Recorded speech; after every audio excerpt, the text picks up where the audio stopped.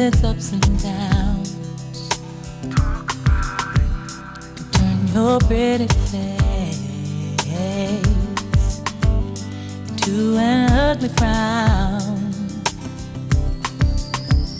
Seems that when I fix one thing.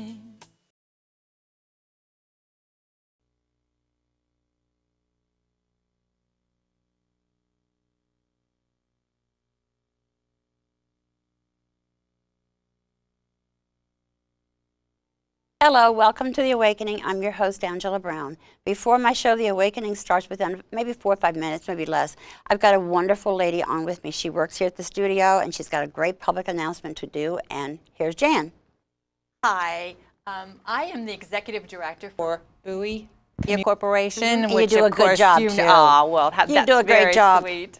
Anyway, I wanted to make an announcement because we're having a contest, and I'm quite excited about it. Me and I too. want, frankly, a lot of the producers as well as the city residents to be excited about it too. So this is the opportunity to be the next Access cable TV star. Woo, they can good. win their own show. Good. So we're having a contest in which they make a short tape, and the basic requirements is that it's someone that's a resident of Bowie and that they're an adult 18 and over. Okay. So they make a short tape, send it in to us here at the studio, which is 2614 Kent Hill Drive.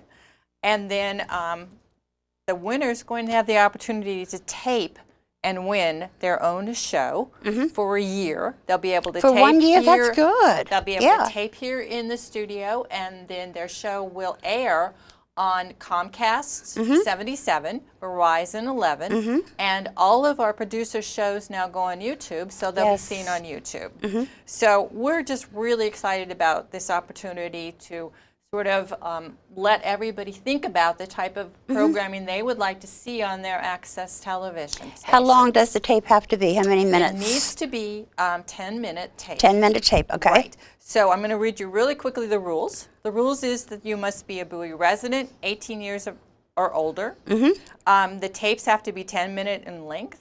The tape should be in finalized DVD or mini DVC like you would do in your little camcorders. Yes. Registration forms need to accompany each submission, and registration forms are available on our website as well as here at the Bowie studio. Language, behavior, and clothing must be appropriate for BC. No bikinis and no dirty words. Yes, in other words, please don't cuss, even if you're, saying some of the wonderful songs that are out there today. Yes. Really, and wear their clothes. Yes, interesting. We like that, but not inappropriate. Good. Tapes become the property of BCMC, and certainly more than one submission is also allowed. Cool. Okay, our deadline for this contest will be September the 30th. So all tapes have to be in this office by 4 p.m. Okay. The Kent Hill Center closes at 5. Okay. Okay, and we're going to have this available. It's going out actually tomorrow to the papers, so it'll be in next week. It'll be in the newspapers, Bowie Star, Gazette, the Bowie Blade News, as well as on Patch.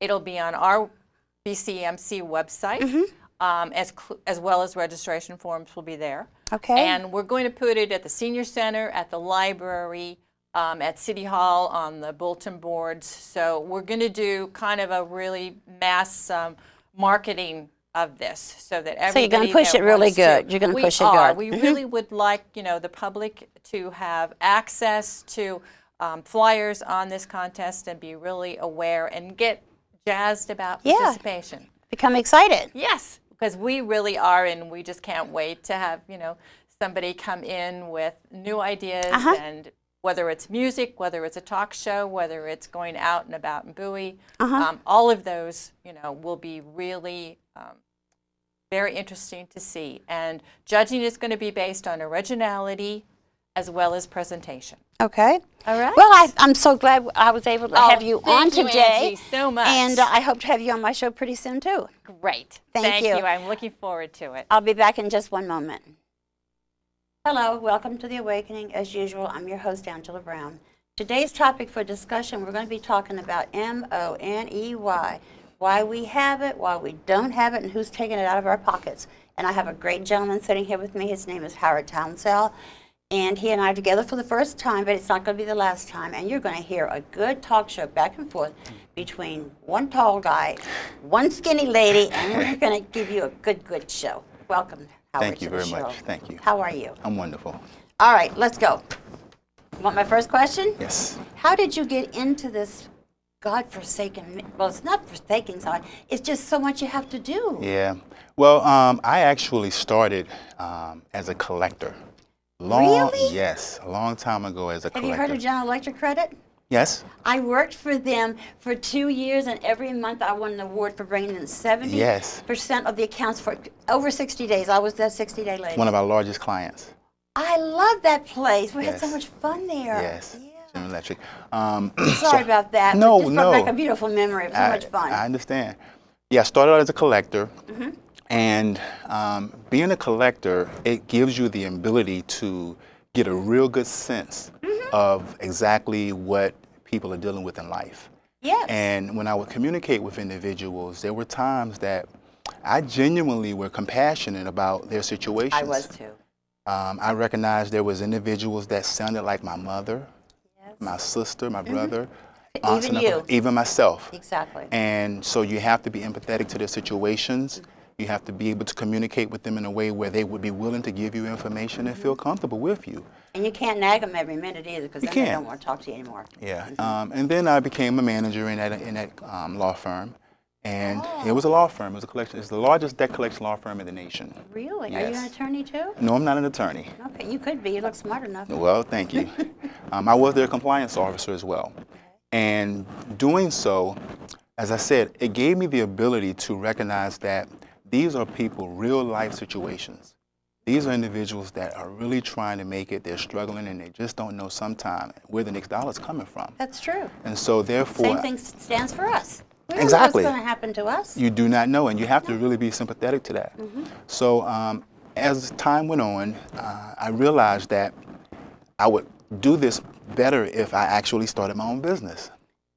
Yes, well, and I did. In 2006, I started Townsell Collection Techniques, and I would go out to different collection law firm agencies, collection credit unions, banks and hospitals, and do seminars teaching their collectors the FDCPA, which is the Fair Debt Practice Collections Act. Yes, good. And I just loved it. I had my own business. I was doing it for myself. People were genuinely interested and start to really impact people's lives, teaching them how to make a living, pretty much. Right.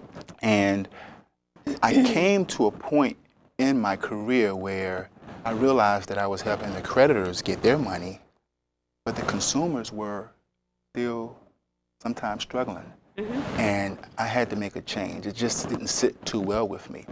So what I did was I decided to go into the consumer side and start helping people repair their credit.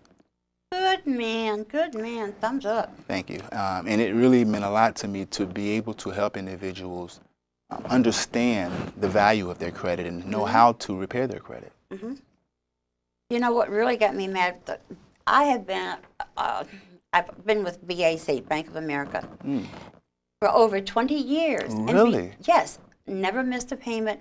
And because they're looking at how much credit each person had, they called me and told me I had too much credit and they were going to take away my credit card. I said, you can take that credit card and you can ram it so far up your A, you'll never sit down again. Exactly. Because I've never missed a payment and they're taking my card away because I have more credit than I should have. It's so unfortunate the different guidelines that are set and the way that they manipulate those guidelines. And unfortunately, a lot of individuals have no clue of them. And what my main purpose is to explain and educate to individuals some of those things that are hindering them long term because of the strategies and the different things that are put in place. Really unfortunate to impoverish you. So you actually go, well, how many people do you have seminars with? Well, I have actually a staff of about 10 people. Do you? That we do seminar, not particularly that work for me, but they work as consultants as well. And we will go out and we do free seminars. Do you? That's good. What I like to do is I like to bring individuals in. And when you bring them in and they come in for a free seminar, that's when that level of interest began. That's when people start recognizing there's something here. This Right. guy is not charging me a dime, but he's giving me all this free information. Right. And then they want to come up and then they want to ask you, how can I get involved? What do I need to do to get my credit repaired? And how do I go about doing so? Why is it, Howard, is it so important for us to have good credit? My credit is gosh. my life. Yes, it is. It tells you what kind of a person you are.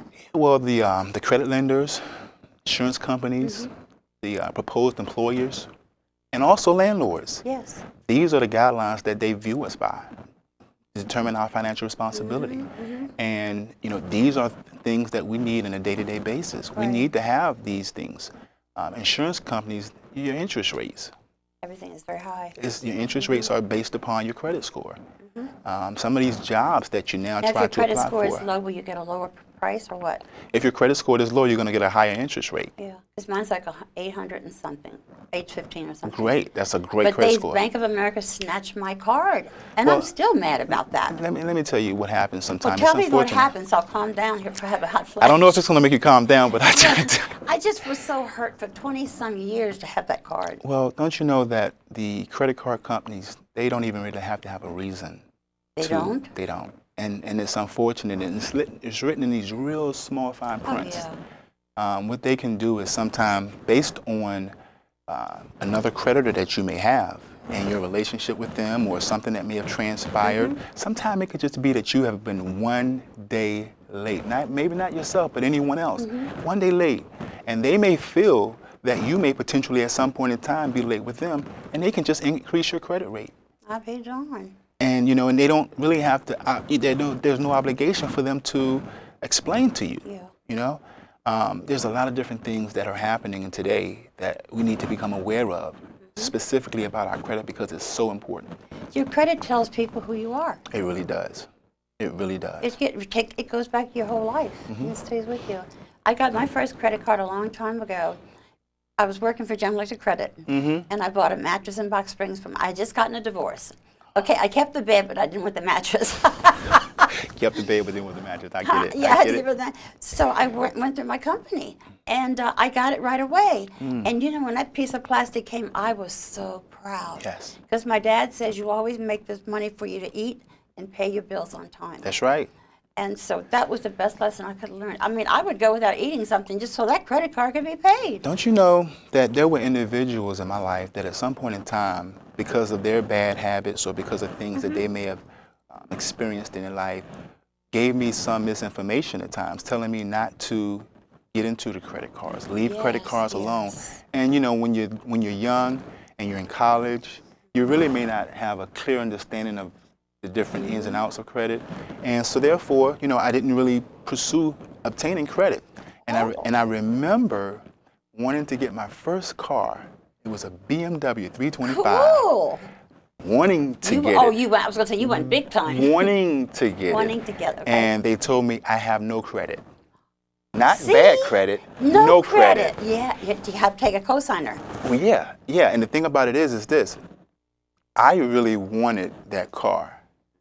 But I was more upset because I was misled in terms of not to deal with credit. And I didn't. I didn't get into bad situations, but he said, you don't have enough credit. So it's important that we educate people about the fact that although you may not have bad credit, but no credit is just as bad. It's just as bad. I'd be darned. You have to build your credit rating. You have to extend yourself. They have to see some type of activity in order for them to see your repayment history to know that you are credit worthy. Right. That's ridiculous. That's the way it is. It's set up. It's unfortunate. Yeah. What I like to sometimes say is, if you know the game, you have a better chance at winning. Yes. And I always use the analogy of, let's say you and I was playing a basketball game. Okay. And let's say that you barely beat me. Okay. But you barely win. And when I recognize the fact that you put in a regimen every day of training, practicing, working out, doing all the necessities, following all the core principles of being a good player,